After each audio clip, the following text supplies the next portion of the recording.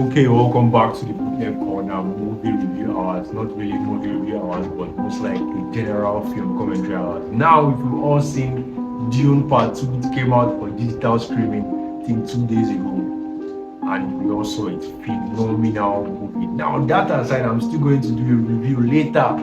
But the reason I'm making this video is because the moment that movie ended, I immediately ran to look at the budget. And I know exactly why I did this. I immediately ran to look at the budget. $190 million. $190 million for a movie involving Zendaya, Timothy Chalamet, Josh Brolin, Dave Bautista, Austin Butler. I mean, these are A-list guys. $190 million for a movie involving guys of this caliber, plus sci-fi, everything that was involved in the shooting of this movie. So how many soldiers were there? How many, like, you should know that there are multiple extras, hundreds of extras on this set. Now, the movie I'm going to use in comparison is Argyle. Argyle cost $200 million to produce. No kidding, no laughs, no joke or nothing. $200 million to produce. And I'm asking, how do these two movies compare to each other? Dune Part 2, $190 million. Argyle, starring, I think, what was the standard actor in Argyle? Henry Cavill and probably John Cena. Those are the two probably only A-list guys that were in that movie, and John Cena is not really that big of a movie star. Henry Cavill might have been the only A-list guy in the entire movie, and Argyle cost $200 million. At any point, did anyone at any point watch Argyle and think this was a movie that serious bucks were put into? It was laughable, destructive. There was nothing positive that you could take out of that movie that you could say, oh, this is you can point out that this is where the money was spent. When I first started this, I talk about money laundering in movie production all the time, but we can clearly see these things go on in real time. Argyle, for the whole of probably 2 hours or 45 minutes or however long that movie took, I can't remember because I was skipping to the end, just wanting to get my money's worth. Anyway, but we could all see $200 million, and it barely grossed $89 million at the box office. Now, grossing at the box office doesn't necessarily confirm if the movie is good or if it was bad. But sometimes these things overlap, and we can clearly see that the movie was not up to par at any possible instance. $200 million for Argyle. Like, there was no special effects, no A-listers, there was nothing out of this world you could see in the entirety of Argyle that would point out that $200 million was spent in the entirety of that movie. Henry Cavill wasn't even in the movie for up to 30 minutes. If they are going to win, they probably just used him for the trailers, make it just look like, let them just attract viewers and stuff like that. They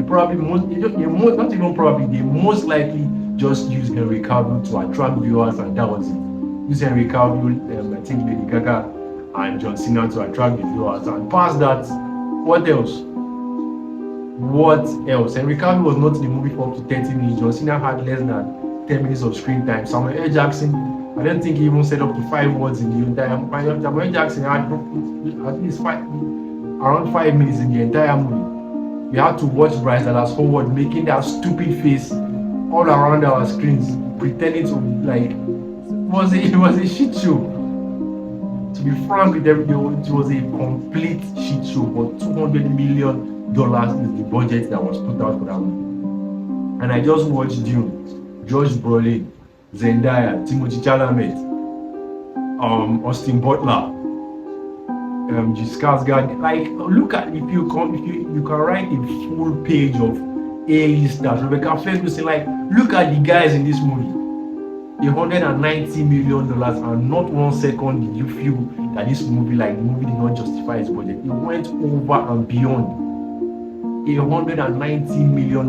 If you are going anything above $100 million, this is what you are supposed to produce. This is what you are supposed to produce.